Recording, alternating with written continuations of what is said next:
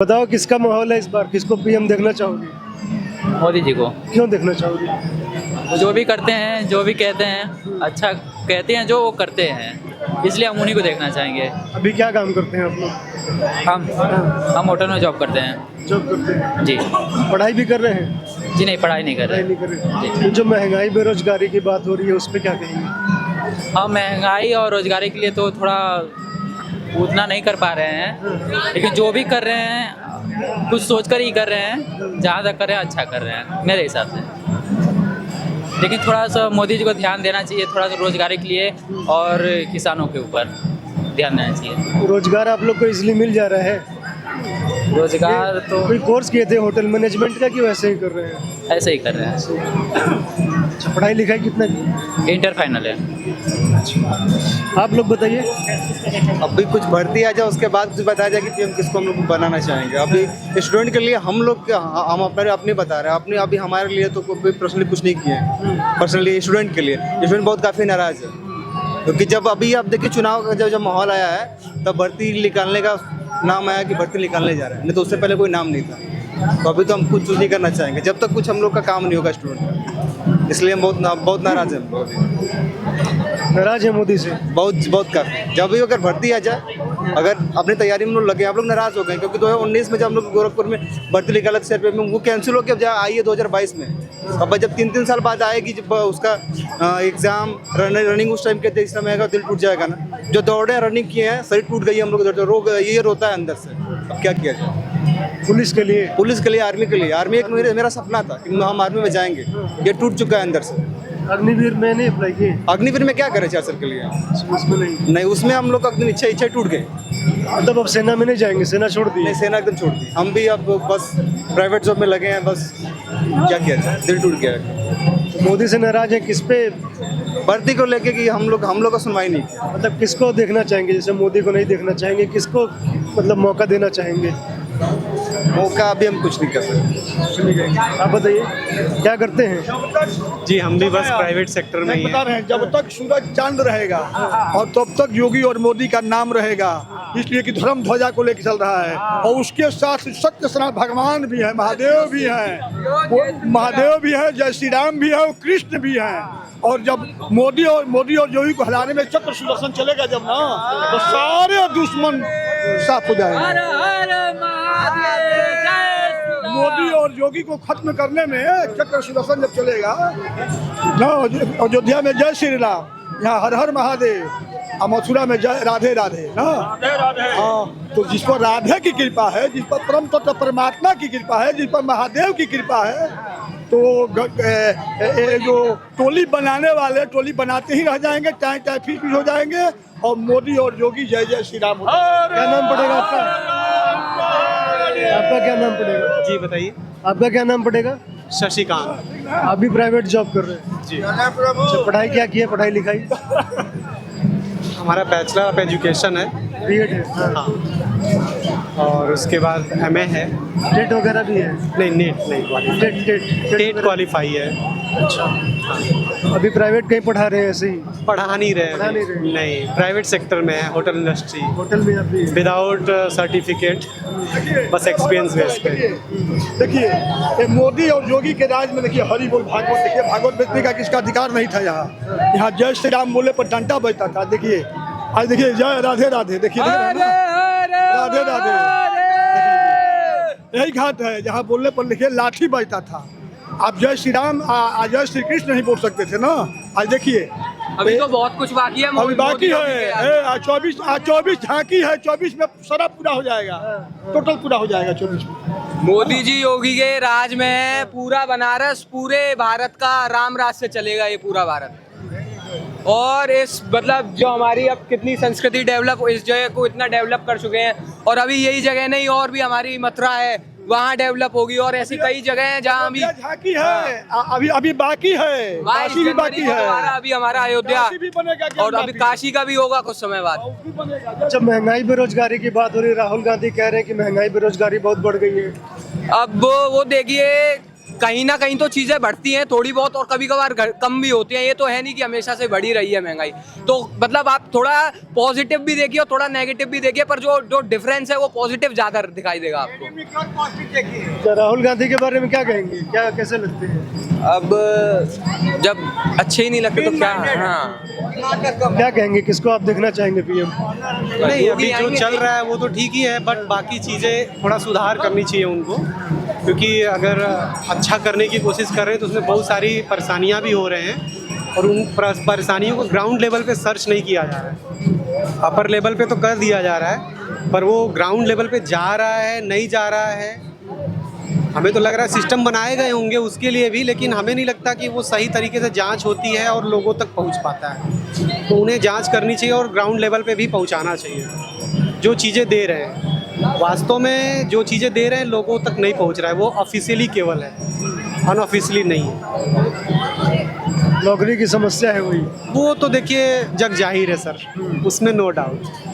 और लड़कों की पूरी तरह से गलती नहीं दे सकते आप। लड़के तो अपने लेवल पे पढ़ाई कर रहे हैं, तैयारी कर रहे हैं, ऐसा नहीं कि सब बेकार ही हैं। लेकिन हमें कह रहे हैं अवसर मिलेगा तब तो हम अपना वो दिखाएंगे। जब अवसर ही नहीं मिलेगा तो हम क्या दिखा पाएंगे कि हमारे पास क्या है।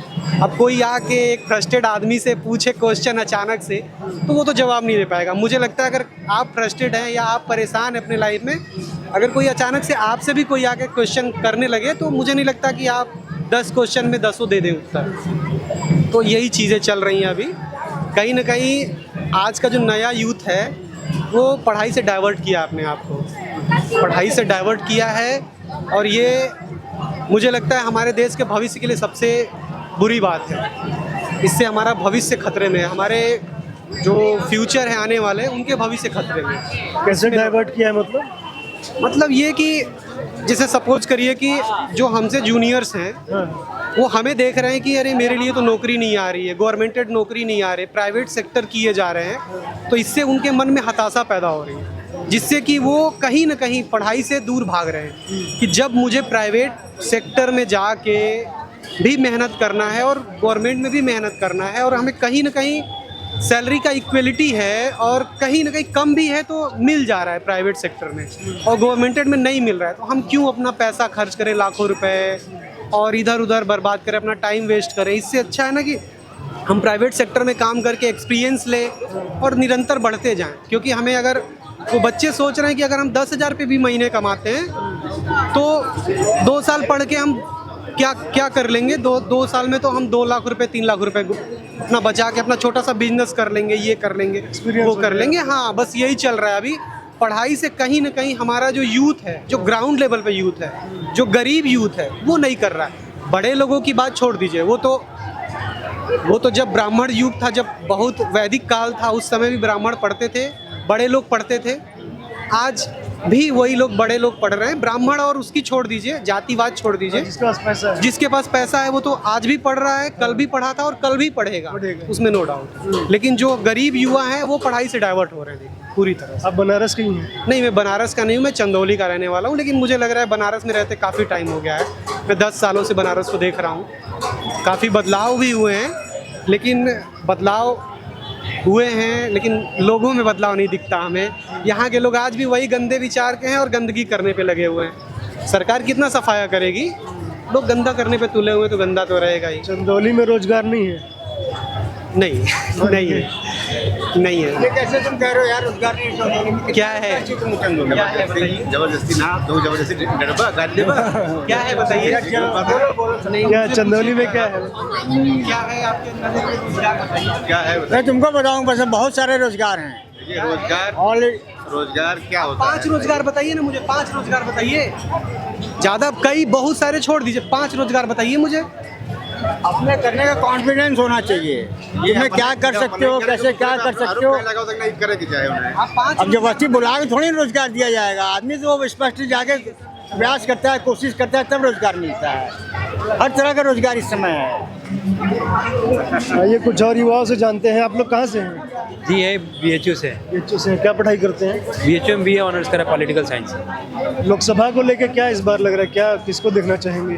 सर देखना तो चाहते हैं sir strong opposition, but our observation के अकॉर्डिंग जो है मुझे लगता है मोदी गवर्नमेंट वापस आ रही है, but not with that much strong majority जैसा पिछली बार रहा है। उसके कुछ प्रमुख रीजंस हैं, क्योंकि इंडियन गवर्नमेंट एंड पॉलिटिक्स को आप क्लोजली ऑब्जर्व करेंगे तो आप देखेंगे कि ओवर द 10 ईयर्स जो है हमेशा गवर्नमेंट में चेंज आता है, फ्रीक्वेंट चेंज आता है, बट और उसके बाद भी बहुत सारे लोकल इश्यूज और गवर्नमेंटल इश्यूज चल रहे हैं, जैसे कि इन्फ्लेशन एक बहुत बड़ा इशू है अभी के टाइम पे, अनएम्प्लॉयमेंट एक बहुत बड़ा इशू है।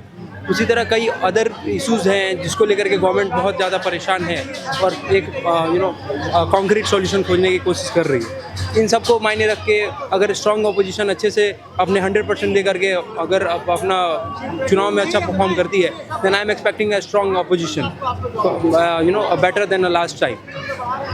ऐसा क्यों लग रहा है कि बीजेपी दोबारा सत्ता में आ रही है? सर अभी रिसेंटली आप जो 4-5 स्टेट में जो चुनाव हुआ है उसके रिजल्ट्स इज़ ए इंडिकेशन। और दूसरी बात, जब नेशनल इश्यूज जब भी आते हैं, जब भी अपनी लोकसभा की जब भी चुनाव होती है तो नेशनल इश्यूज डोमिनेट करते हैं कॉम्पेयर टू लोकल इश्यूज।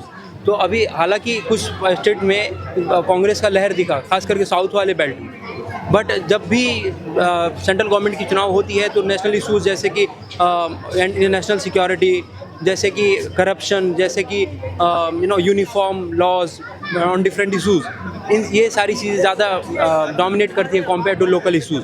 सो मुझे लगता है as of now BJP is a good option and Congress is not looking as good as BJP right now. Security की बात पे तो ये भी हो रहा है कि संसद में 3 युवा घुस गए, सिक्योरिटी मतलब ध्वस्त हो गई है। Sir, we cannot judge a government just by a single event. If you'll see Jammu Kashmir, if you'll see Naxalism, everything is declining. So it's a good sign. In terms of national security, the government has done really good, amazing. So in terms of national security, they are doing absolutely well. The reason is that government has a full majority and they can pass whatever law they want to. So that's why I think this is an advantage with the current government, which wasn't available with the past governments, especially in UPA 1 and UPA 2. And the second thing is that there is a perception among the public that the government is very strong in terms of taking decision, be it GST, be it money laundering or whatsoever numbers of laws are there. So I think that government is trying to pursue or trying to create a perception that government is very strong or very bullish in terms of curbing the corruption, creating a uniform laws which will strengthen the industrialization, which will strengthen the economy in term. So they are putting their things very well. They are जी किस बार है? लोकसभा चुनाव जो है किसको इस बार देखना चाहेंगे, कौन बनना चाहिए पीएम? ये तो बता नहीं सकते कौन बनना चाहते हैं, लेकिन अभी तक जैसा दिख रहा है तो मोदी जी का थोड़ा सा ज़्यादा है। और ऐसा है कि ओपोजिशन, जैसा दोस्त मेरा बता रहा था, ओपोजिशन बिल्कुल स्ट्रांग नहीं है।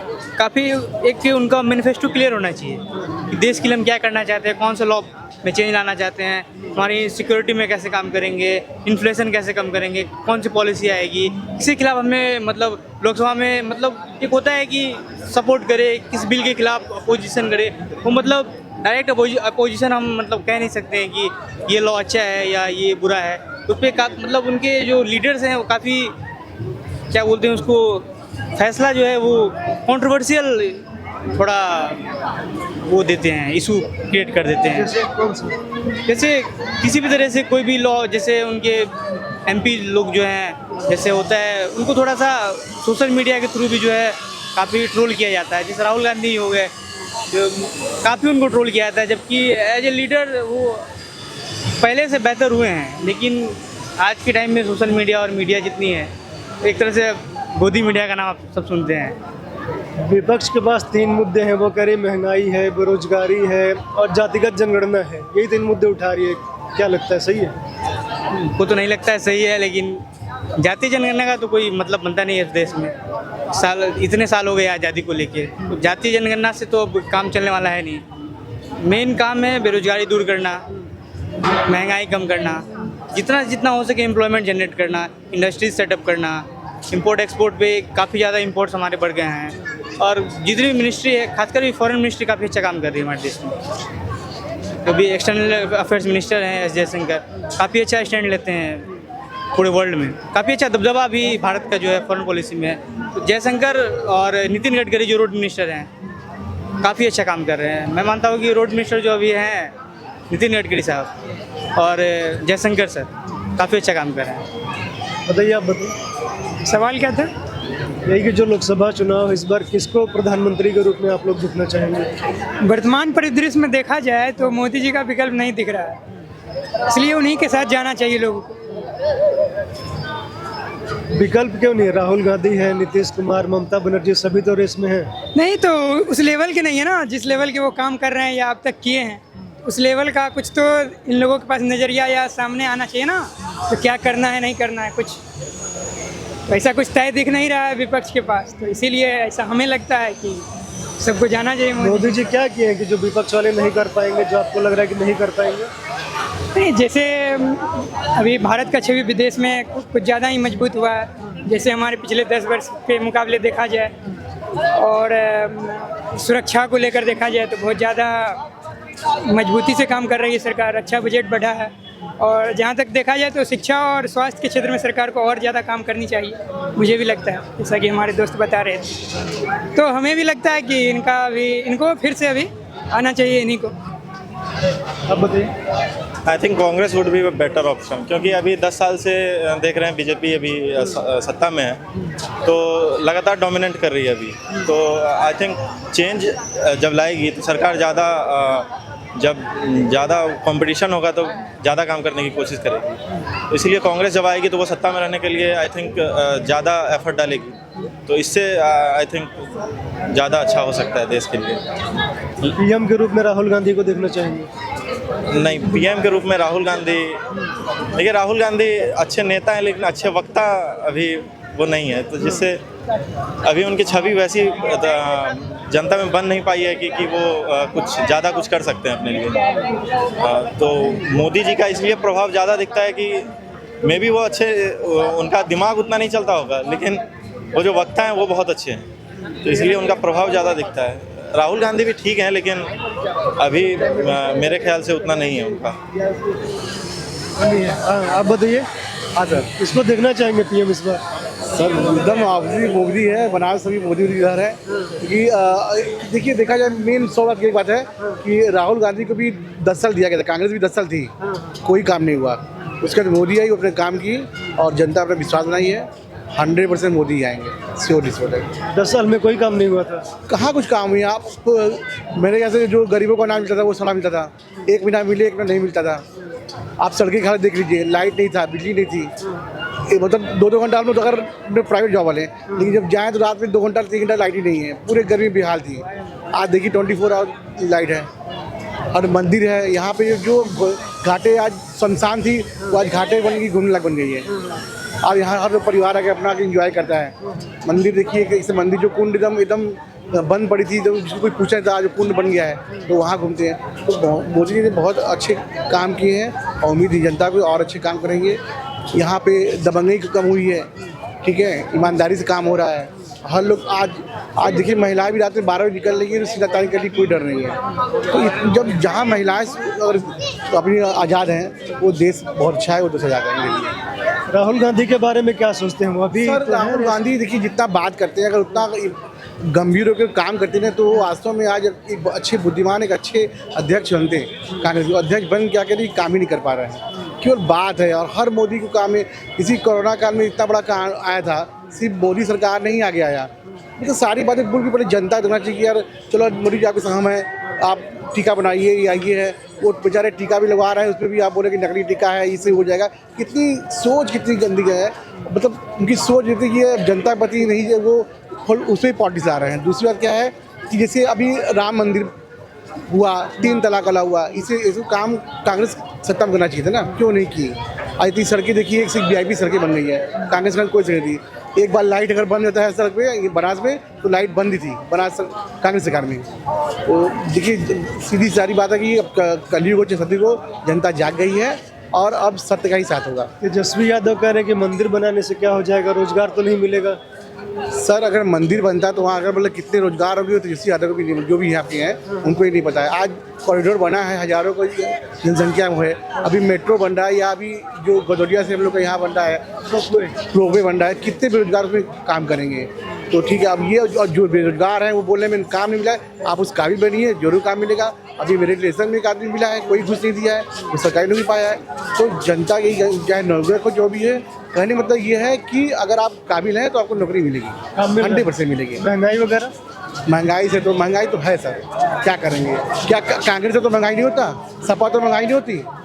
तो कमाई सर महंगाई भी है, ठीक है, किसी में ज़्यादा कम है लेकिन ठीक है। अभी तो हमारे यहाँ नॉलेज था कि जब कांग्रेस सरकार थी तो जनता को 8 सिलेंडर मिलने वाला था उस तरह, लेकिन मोदी के कारण आने से हम लोग हर महीने सिलेंडर मिल रही है, जितना चाहिए ठीक है, मिल रहा है ना सर। और ऐसा नहीं कि कोई और सरकार आई तो महंगाई जिसे है, हमारे मोदी सरकार विश्वास है वो हम लोग पर ध्यान देंगे महंगाई पे, और उम्मीद है कि जो वाजिब है वही महंगाई रखेंगे, लेकिन मोदी सरकार इज द बेस्ट।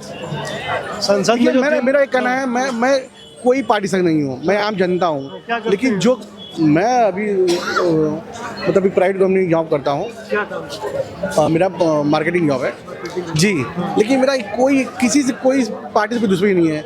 सिंपल है, जो देश पर जो जनता पर काम करेगा, हम जनता के साथ है, चाहे वो सपा हो, चाहे कांग्रेस हो, चाहे बीजेपी हो, सिर्फ सही। संसद में जो 2-3 लड़के घुस गए, वो कह रहे हैं कि महंगाई बेरोजगारी से परेशान थे। राहुल गांधी कह रहे हैं यार भाई, आप काम ही नहीं करेंगे तो कहाँ से महंगाई? आप फॉर्म भरिए, उस काबिल बनिए, क्यों नहीं मिलेगा? तो आप बताइए कि सरकार अगर कुछ सोच रही है कि मान लीजिए जो भी मिलिट्री वाला निकला था, जो फार्म जो वहाँ बवाल हुआ था, तो आगे और लोगों को चांस मिलना चाहिए ना। अभी एक आदमी मिल गया रिटायर में उनके आराम से खा रहा है, तो जो पीछे बेचारे वो क्या करेंगे?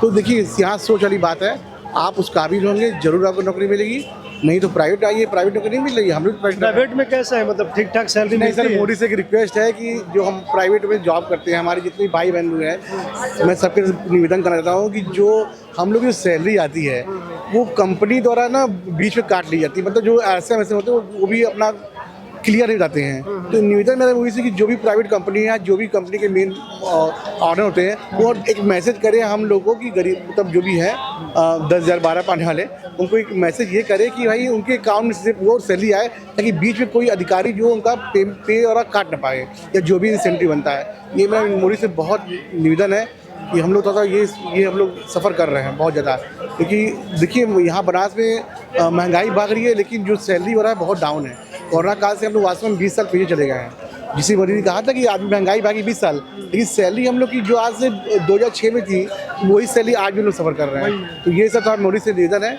कि हम लोग तो सोचिए प्राइवेट सेक्टर आने में बहुत ही हम लोग कष्ट से काम कर रहे हैं, लेकिन फिर भी हम लोग विश्वास है कि मोदी जी हमारे साथ आने समय में जरूर इंसाफ करेंगे। एक निवेदन आप जरा बस मीडिया कि हम लोग को जो अकाउंट में पैसा आना चाहिए, और वो डायरेक्ट जो कंपनी का ऑनर है वो हमें मैसेज करे कि आप मेरी कंपनी अकाउंट में डायरेक्ट नहीं आता है पैसा। नहीं सर, हमारी कैश में डिस्ट्रीब्यूटर होता है, उसके द्वारा डिस्ट्रीब्यूटर पॉइंट से आता है, तो वो डिस्ट्रीब्यूटर जो भी अपना देता है हम लोग लेना पड़ता है। ये आप जान लीजिए, ये हम लोग सब बहुत बड़ा हर्समेंट है। ये बनारस के नौकर के संग जो प्राइवेट जॉब कर रहे हैं, बहुत बड़ा हर्समेंट है कि वो डिस्ट्रीब्यूटर जो भी पैसा देता है मानना पड़ता है, जो ऐसा मनाते हैं कि जो कंपनी मेन ऑनर है, अगर अपने एम्प्लॉई हैं तो उनका ये फर्ज बनता है कि भाई एक मैसेज डाल दें कि मेरा एम्प्लॉई है, आपका ये सैलरी बना, कि बीच में कोई वो पैसा घपला न कर सके। ये हम लोग तो थोड़ा प्रॉब्लम है। बाकी मुझे विश्वास है कि मोदी योगी बहुत देश का आगे जाएंगे। अगर वो है तो देश वास्तव में नंबर 1 के बहुत आगे जाएगा। धन्यवाद जी, धन्यवाद, बहुत धन्यवाद आप सभी जनता का जिन्होंने हमसे बात किया। आप लोग जुड़े रहिए, देखते रहिए प्यारा भारत। धन्यवाद।